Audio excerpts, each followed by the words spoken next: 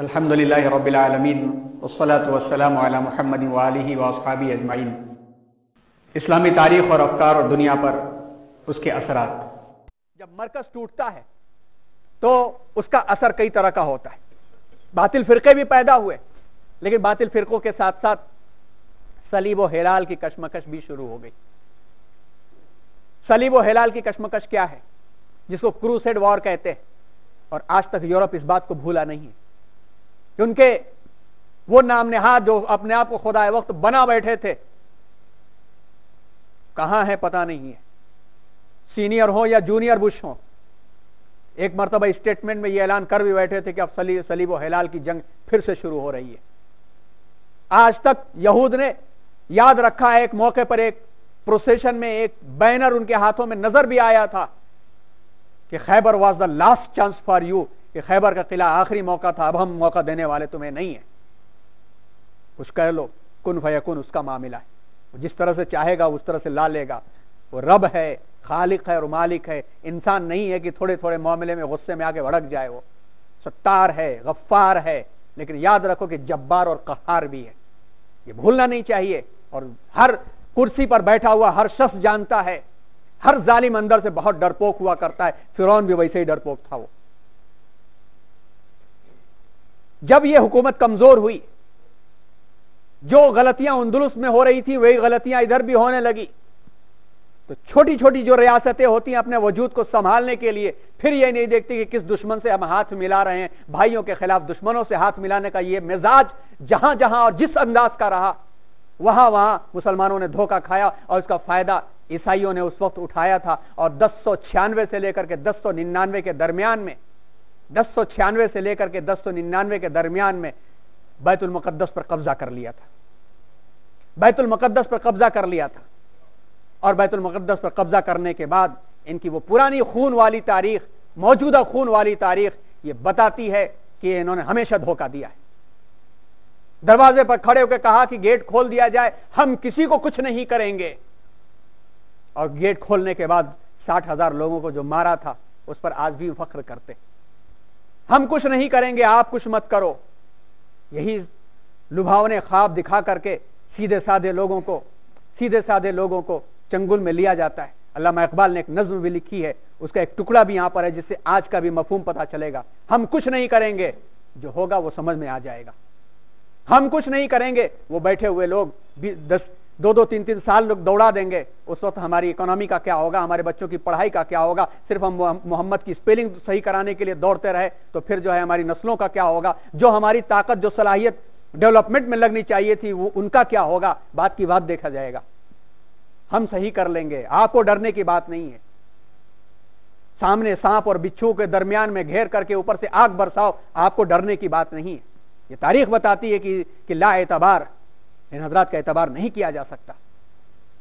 صلیب و ہلال کی کشمکش میں تقریباً 1248 تک، 1096 سے لے کر کے 1248 تک تقریباً 9 قابل بیان صلیبی جنگیں لڑی گئیں، اور 9 صلیبی جنگوں میں مسلمانوں نے یلغار نہیں کیا یورپ کے گھروں میں جا جا کے گھس کر کے۔ یہ یورپ امن کا دائی جو کہتا اپنی تاریخ کو اٹھا کے پھر سے دیکھے وہ، اور دیکھتے ہیں، جانتے ہیں، لیکن ظاہر سی بات ہے کہ جاگتے ہوئے کو کوئی شخص جگا نہیں سکتا، جاگتے ہوئے شخص کو کوئی جگا نہیں سکتا۔ اللہ تعالیٰ نے جو خاندان پیدا کیا، سلجوقی خاندان پیدا کیا، اس میں اللہ نے چند نیک بندوں کو کھڑا کیا، عماد الدین زنگی، نور الدین زنگی، اور پھر سلطان صلاح الدین ایوبی۔ یہ تذکرہ بھی آئے گا اور کافی عبرتیں اس کے اندر پوشیدہ ہیں۔ 1187 میں انہوں نے واپس لیا مارکہ حطین یا حطین، سب سے مشہور مارکہ ہے، لیکن اس کے بعد 1248 تک کوششیں ہوتی رہیں، اور وہی 1248 کا موڑ ہے جہاں پر بیٹھے ہوئے جو لوئس 9 کا قلم چلا، اور اس قلم کے بعد وہ جاگے اور ہم سوئے۔ یہ تذکرہ پھر سے ایک مرتبہ پلٹ کر کے آئے گا کہ 350 سال کے عرصے میں انہوں نے عالم اسلام میں کیا دیکھا، اور کیا جا کے کاپی کرایا، اور کیا انہوں نے کاپی کیا اور ہم نے کیا کاپی کیا۔ ہم نے کس کی میراث لے لی اور انہوں نے کس کی میراث لے لی۔ لے گئے تسلیس کے فرزند میراث خلیل، عقل ہے محو لب تماشائے بام، ابھی کب تک ہی پریشانی میں مبتلا ہیں کہ ہم نے ان سے کیا لیا اور ہم نے ان کو کیا دیا۔ عباسی دور ہے، علم و ادب کی دنیا، اہل علم و دانش کا دورہ، صحائے ستہ عباسی دور میں ہی مکمل کی گئی۔ جب سیاہ ستہ کا تذکرہ آتا ہے تو آپ جو تذکرے ہو چکے ہیں اس کی شروحات، حدیث کی خدمات، اسماء الرجال، جرح و تعدیل، یہ سارے الفاظ جن کا تذکرہ ہو چکا ہے، انشاءاللہ کتاب میں بھی وہ تذکرہ آئے گا پھر سے، یا ایک مرتبہ دہرانے کے طور پر وقت رہا تو پھر سے دہرا دیا جائے گا۔ عباسی دور میں ہوا، ائمہ اربعہ کی کاوشیں عباسی دور کی ہی ہیں۔ یہ فقہ اور حدیث، اس کی ترویج، اس کی اشاعت اور اس کا کام عباسی دور کا ہے۔ سائنس اور ٹیکنالوجی کے بڑے بڑے کام عباسی دور کے ہیں، خاص طور پر المامون کی خدمات۔ چنگیزی اور ہلاکت، منگولوں کی قیامت، یہ دو قیامتیں بھی رہی ہیں۔ یقیناً اس زمانے میں، اس دور میں جو موجود رہے ہیں، اس کے لیے قیامت کا ہی لفظ، اس سے نیچا لفظ نہیں کہا جا سکتا۔ چنگیز خان نے جس طرح سے حملہ کیا، بعد میں ہلاکو خان، اس کے پوتے ہلاکو خان نے جس طرح سے حملہ کیا، اور ہلاکو خان کو تو باقاعدہ القمی نے دعوت دے دے کے بلایا، اور عیش و مستی میں سرمست مستعصم سمجھ نہیں سکا، سمجھا نہیں اور سمجھنا چاہتا بھی نہیں تھا، اس لیے کہ اس کو ان چیزوں سے مطلب نہیں تھا۔ عیش و عشرت میں پڑے ہوئے اس نے جب ہار قبول کر لی اور بادشاہ نے دعوت کے لیے بلایا تو وہ عبرتناک جملہ ادا کیا، دعوت کے لیے بلایا تو دسترخوان پر ہیرے اور جواہرات رکھ دیے کہ کھاؤ۔ بادشاہ میں کیسے کھا سکتا؟ تو جب کھا نہیں سکتے تو اس کو جمع کر کے کیوں نہیں رکھا تھا؟ ہماری فوجیں آ رہی تھی تو کیوں نہیں اس کے ذریعے سے ہتھیار بنوائے؟ کیوں نہیں اپنی رعایا میں تقسیم کر کے فوج کھڑی کی تم نے؟ آج تم نے وہ کیا ہوتا تو آج تمہاری یہ حالت نہ ہوتی، تم اور تمہارا پورا خاندان بورے میں سل کر کے، گھوڑے سے نیچے باندھ کر کے پورے بغداد میں دوڑا دیا گیا۔ یہ وہی موڑ تھا کہ جس میں ہمارے بزرگوں کی بڑی بڑی کاوشیں، اور یقیناً 12ویں 11ویں اور 12ویں صدی میں مون کریڈلز دریافت کرنے والے مسلمان سائنٹسٹوں کی تمام کاوشیں دریائے دجلے میں اٹھا کر کے پھینک دی گئیں، ختم ہو گئی، اور یورپ اس کا کریڈٹ لیتا ہے۔ کیا تھا ان کے پاس کہ چاند پر کتنے گڈھے ہیں اور کیا ہیں؟ 58 تقریباً یا تقریباً 150 تک کا بھی تذکرہ آتا ہے، جس کو یونیسکو نے بھی مانا ہے، اور باقاعدہ اس کا تذکرہ ان کی لسٹ میں بھی موجود ہے کہ مسلمان سائنسدانوں نے دریافت کیا تھا۔ زمین گول ہے اس کا دعویٰ کر کے پہلی مرتبہ ثبوت کرنے والے مسلمان تھے۔ ادریسی کے نقشے کو لے کر کے کولمبس نے امریکہ کا سفر کیا تھا، دنیا اس بات کو مانتی۔ یہ کاوشیں کہاں چلی گئیں؟ یہ کاوشیں وہ تھی کہ یہ وحشی جب آئے، انہوں نے پہلے تو مار مار کر کے دریا دجلہ کے کو انسانی خون سے سرخ کر دیا، اور اس کے بعد اتنی کتابیں پھینکی دریا میں، اتنی کتابیں پھینکی کہ سیاہ ہو گیا۔ وہ کیا داستان تھی، کیوں ہوئی تھی، اس کا تذکرہ بھی آنا ضروری ہے اپنے اعتبار سے، تاکہ ہمارے سامنے وہ تاریخ اور وہ عبرت رہے کہ کہاں ہم پھسلے تھے، کہاں ہم سے غلطی ہوئی تھی۔ جب جب مسجدیں ویران ہوئی ہیں، بازاروں میں رونق بڑھی ہے، جب جب رب کے دربار میں پڑھی کتابیں سڑی ہیں، اور کھیل اور کود کی محفلیں سجائی گئی ہیں، رب کے عذاب کا کوڑا الگ الگ انداز سے برسا ہے۔ رب کا عذاب پہلی قوموں پر پتھروں کی شکل میں آتا تھا، زلزلوں کی شکل میں آتا تھا، چیخ اور آندھیوں کی شکل میں آتا تھا، مگر رب کا عذاب اس انداز سے اب نہیں آتا۔ رب کا عذاب اس انداز سے نہیں آتا۔ رب چھوڑ دیتے ہیں کہ اگر اذا اردنا ان نہلک قریۃ امرنا مترفیہا ففسقوا فیہا فحق علیہا القول فدمرناہا تدمیرا، سورہ بنی اسرائیل 15واں پارہ۔ جب سرمستیوں میں ہم گم ہو جاتے ہیں، شادی بیاہ کریں تو اس وقت رب نہیں یاد آتا، سب یاد آتا ہے۔ کھیل کود کی مجلسوں میں دین اور شریعت کنارے لگا دیے جاتے ہیں، تعلیم اور تعلم کے معاملات کے اندر شریعت اور دین کو سیکنڈری معاملہ دے دیا جاتا ہے۔ حکومت میں حل و عقد میں بیٹھے ہوئے اپنی پوزیشن رب سے زیادہ بڑھا دی جاتی ہے، تو رب اس وقت صلاحیت چھین لیتے۔ وَلَا تَكُونُوا كَالَّذِينَ نَسُوا اللَّهَ فَأَنسَاهُمْ أَنفُسَهُمْ، رب کو بھلایا تو رب انہیں خود بھلا دیتے ہیں کہ میں کون ہوں۔ اسفل سافلین بن کر کے وہ رہ جاتا ہے۔ جب اسفل سافلین بن کر کے رہ جاتا ہے تو تباہی اس کا مقدر ہو جاتی ہے، توڑ کر کے رکھ دیتے ہیں۔ بڑی یہ سورہ بنی اسرائیل سے مزید تذکرے ملیں گے۔ یہی ہوا تھا خلافت عباسیہ کے وقت میں کہ آج تک اس کے نام سے ٹائٹل بن گیا کہ بہت بڑا چنگیز ہے۔ یہ کیا چنگیزی ہے؟ ظلم و بربریت کا اعلیٰ پیمانہ اور اعلیٰ مقام چنگیزیت کہا جاتا ہے چنگیز خان کے نام پر۔ خلافت عباسیہ 750 سے 1258 تک اس پورے علاقے کے اندر، اتنے علاقوں کے اندر قائم رہی. یہاں پر بنو امیہ کی حکومت رہی. علامہ اقبال نے ابلیس کی مجلس شورا سے میں لکھا ہے، اس کا ایک اقتباس ہے، آ بتاؤں تجھ کو رمز آیا ہے ان الملوک. یہ ان الملوک کا ٹکڑا لیا ہے انہوں نے سورہ نمل سے، جہاں پر ملکہ سبا بلقیس نے حضرت سلیمان علیہ السلام کے خط کے جواب میں جب ان کے چاہنے والوں نے اور درباریوں نے کہا کہ ہم طاقت میں کم ہے کیا، حملہ کر دیتے ہیں، تو اس ملکہ نے جواب دیا تھا کہ بادشاہ جب داخل ہوتے ہیں تو تباہ کر ڈالتے ہیں، روٹ ڈالتے ہیں، اس لیے سنبھلو ذرا. اس آیت کا ٹکڑا لے کر علامہ اقبال نے کہا آ بتاؤں تجھ کو رمز، وہ پوائنٹ میں وہ نقطے کی طرف تمہیں لے جاؤں. آیا ان الملوک، سلطنت اقوام غالب کی ہے ایک جادوگری. جو غالب اقوام ہے بس جادو میں پھنسا کر کے سلطنت کرتی ہے. جس کے پاس جس کی لاٹھی اسی کی بھینس والا معاملہ ہے. کیا خواب سے بیدار ہوتا ہے ذرا محکوم، اگر پھر صلح دیتی ہے اس کو حکمراں کی ساحری. اپنی بات کو باقی رکھنے کے لیے الگ الگ کھیل کھیلے جاتے ہیں. قیمتیں بڑھ رہی ہوں، انسانیت تباہ ہو رہی ہو، عورتوں کی عزت ناموس لٹ رہی ہو، بچوں کی تعلیمات برباد ہو رہی ہو، اکانومی ڈاؤن ہوتی چلی جا رہی ہو، ملک سپر پاور کے بجائے بکھراؤ کی طرف جا رہا ہو، لیکن آپ اپنے ہم نواؤں کو 2-4 بلٹ ٹرین دے دو، اپنے ہم نواؤں کو 2-4 انٹرنیشنل سفر کر کے 2-4 لوگوں سے بڑے جملے بولوا دو، بس پھر صلح دیتی ہے اس کو حکمراں کی ساحری. 5 سال قریب آئے، ایک نیا کھیل کھیل دو، جذبات سے کھلواڑ کر کے کسی کو ان کے مد مقابل لا کر کے ان کے جذبات کو تھوڑی دیر کے لیے تسکین کر دو. کبھی اس پڑوس کا معاملہ بنا دو تو کبھی اندرون کا معاملہ بنا دو، کبھی باہر والوں کا معاملہ بنا دو تو کبھی اندر والوں کا معاملہ بنا دو. تھوڑی دیر کے لیے خوش ہو کر کے پھر سے 5 سال کے لیے ہم آ گئے، پھر صلح دیتی ہے اس کو حکمراں کی ساحری. لیکن حقیقت یہ ہے کہ خون اسرائیل آ جاتا ہے آخر جوش میں، توڑ دیتا ہے کوئی موسیٰ طلسم سامری. کیا تھا 350 سال سے وہ دبے کچلے بنو اسرائیل کے لوگ کہ ان کے پاس اتنی ہمت نہیں تھی کہ فرعون کے لوگ آتے اور ان کے بچوں کو قتل کر دیتے تھے اور وہ پروٹیکٹ نہیں کر پاتے. لیکن اللہ نے دکھا دیا اس فرعون کو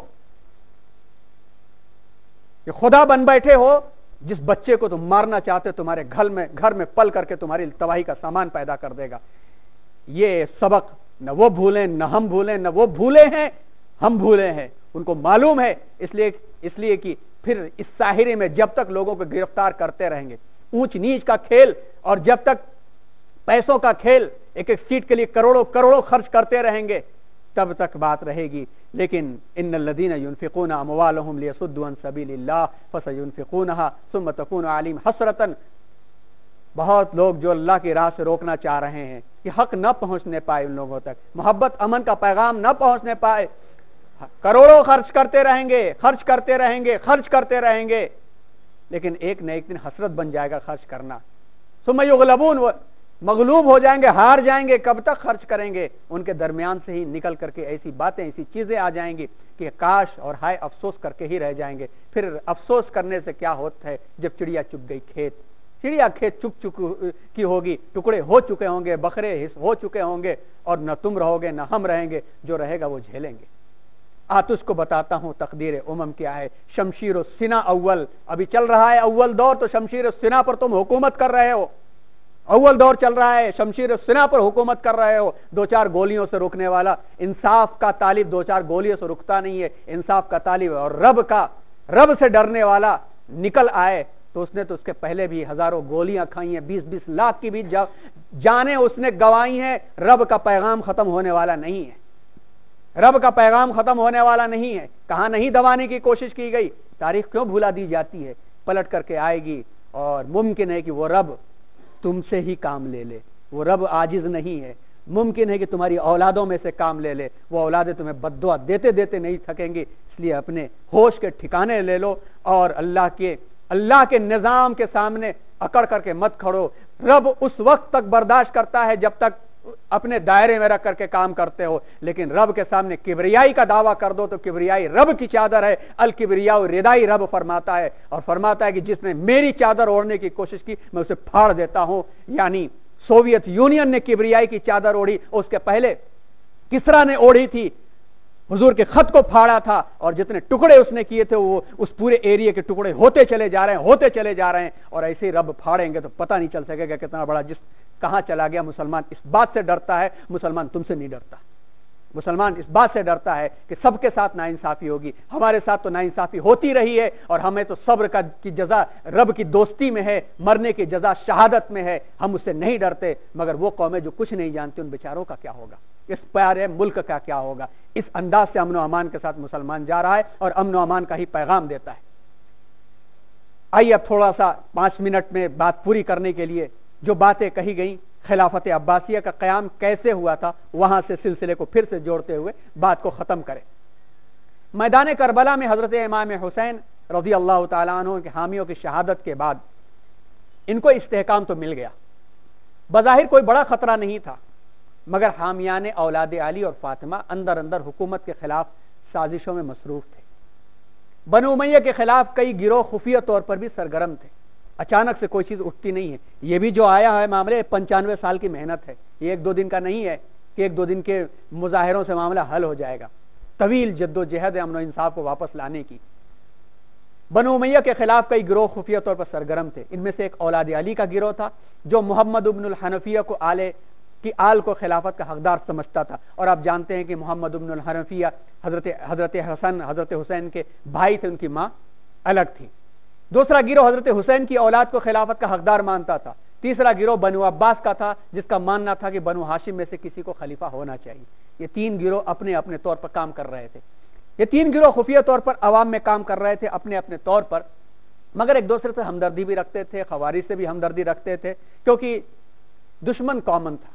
जब किसी का दुश्मन कॉमन होता है तो आपसी इख्तलाफात को भुला दिया जाता है और हिंदुस्तान में भी यही हो रहा है, पूरी दुनिया में यही हो रहा है कि सबने एक कॉमन दुश्मन मान लिया है और सब अपनी अपनी अपनी दास्तानों को भुला करके सब एक जगह हो गए। ब्राह्मणों ने बुद्धों को कम मारा था, लेकिन चुप बैठे हुए हैं कि उनका कॉमन एक दुश्मन सामने। ये तारीख में भी बात आती है। लेकिन बनु उमय्या को जब भी इत्तला मिलती कि इनके खिलाफ खुफिया साजिशें हो रही हैं तो अलवियों और फातिमियों के खिलाफ वो कार्रवाई करते, मगर अब्बासियों की साजिशों का उसे कोई इल्म नहीं हो पाता था, जो एक गैर मारूफ फलस्तीन के पास गांव हमीमा को मरकज बना के काम करते थे। आखिरकार इनकी साजिश कामयाब हुई और खिलाफत बनु उमय्या की जगह खिलाफत बनु अब्बास कायम हो गई। इस तरह से ये तवील दास्तान थी। खिलाफत अब्बासिया का जब तस्करा हुआ तो अबुल अब्बास सफ़ाह का तस्करा, अबू मुस्लिम खुरासानी, ये 2 बानियान हैं। और शुरू में जैसा कि तस्करा आया कि ये खुरासान के थे, 9 मुस्लिम खानदान के, लेकिन इनको इनका साथ मिला और इस साथ की बुनियादों पर खिलाफत अब्बासिया कायम अगर हुई तो अबू मुस्लिम खुरासानी की वजह से, लेकिन इनको भी मंसूर ने धोखे से बुला करके कत्ल कर डाला था। अबू जाफर मंसूर का तस्करा होगा, हारून रशीद और मामून रशीद का भी तस्करा होगा, तो साथ में एक बरामका खानदान का भी तस्करा होगा। हारून रशीद खिलाफत अब्बासिया की सबसे बड़ी कामयाबी को मुअर्रिखीन लिखते हैं कि कामयाबी सबसे बड़ी इस वजह से हुई थी कि इन्होंने वजीर आजम का ओहदा एक तैयार किया और उस ओहदे के लिए खानदान मिल गया जो ये खालिद बरमकी का खानदान था। यहया बरमकी, खालिद बरमकी, ये मशहूर लोग हैं। इस खानदान ने हुकूमत की खातिर इतनी कुर्बानियां दी और इतनी खुसूसियात का ये हामिल खानदान था दादोदहिश में, इंसाफ में, लोगों के काम आने में, कि गोया हुकूमत करती थी मगर दिलों पर हुकूमत बरामका किया करते थे, मगर हुकूमत से साझेदारी को कभी उन्होंने गले नहीं लगाया। इनका भी एक गलत फहमी के बुनियाद पर हारून रशीद के हाथ बुरा हश्र हो गया था, जिसके बाद कहा जाता है कि हारून रशीद को इसका एहसास भी हो गया था और इसके बाद फिर वो कभी हंसता हुआ देखा नहीं गया।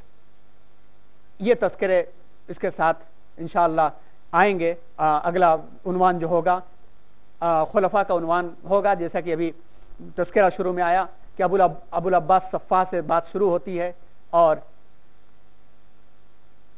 मुस्तासिम बिल्लाह तक जाती है, फिर उर्सुल बिलाद शहर बगदाद का तस्करा अगली मरतबा इंशाअल्लाह आएगा, ताकि अभी तो हमने मुख्तसर तस्करा करना चाहा था यहाँ पे, लेकिन जहन में बात आ रही है कि इसके तस्करे की एक इजमाली तारीख पेश कर दी जाए, उस वक्त से लेकर के दौरे हाजिर की तबाही तक, ये कितनी मरतबा ये तबाह हुआ। इसका तस्करा करते तो दिल्ली याद आता है कि दिल की वीरानी का क्या पूछते हो, ये शहर लूटा गया 100 मरतबा, ये शहर 100 मरतबा लूटा गया, दिल्ली कितनी मरतबा लूटा गया, तबाह हुआ, लेकिन आज भी किंगडम है।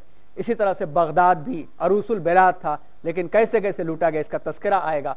اس طرح سے منصور نے بسایا تھا، اور ایسی ایسی وہ اس وقت کی تقریباً تصویریں ہیں جو آرٹسٹوں نے اس وقت کی بنائی ہیں، بعد میں لوگوں نے کلر رنگ اسے دیا، مگر اس قسم کا تھا۔